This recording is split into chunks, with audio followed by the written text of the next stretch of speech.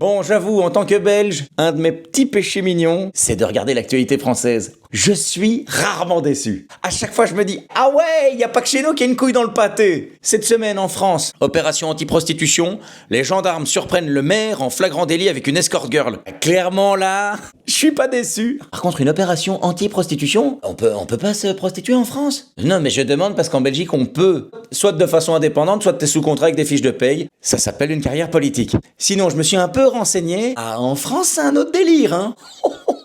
Alors, que dit la loi sur la prostitution en France? Là non plus, j'ai pas été déçu. En 2016, ils ont voté une loi. Oui, enfin, une loi, on dirait plus un canular.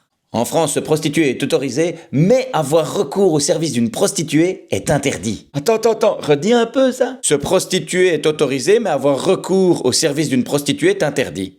Oui, j'avais bien entendu, quoi. C'est fort, ça, c'est très très fort. Être client d'une activité légale, c'est illégal. Original. D'ailleurs, si tu te fais choper, la personne qui se prostitue n'est pas poursuivie car aux yeux de la loi est considérée comme une victime. Quant au client, lui, il risque une amende de 1500 €. Retenez bien, 1500 €. Bon, je dis pas qu'en Belgique on a le monopole de la bêtise, mais à ce niveau-là, normalement c'est nous. J'ai presque envie de porter plainte pour plagiat. Alors oui, lutter contre l'exploitation, évidemment. Lutter contre le proxénétisme, 100% d'accord, il le faut. Par contre là, je comprends pas, tu peux te prostituer, mais le client n'a pas le droit de te payer, sinon c'est considéré comme illégal. Ok.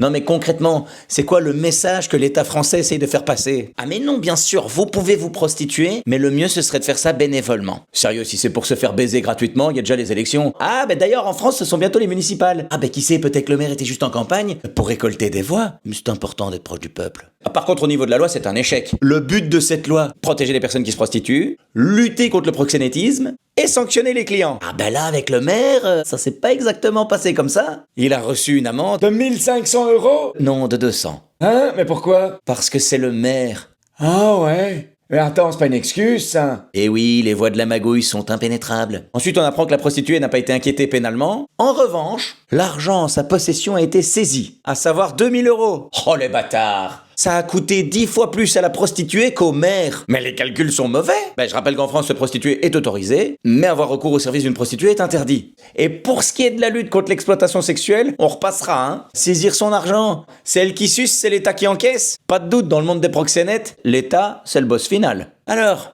est pas belle la vie? Pour me voir en spectacle, www.lavieestunefête.be/pe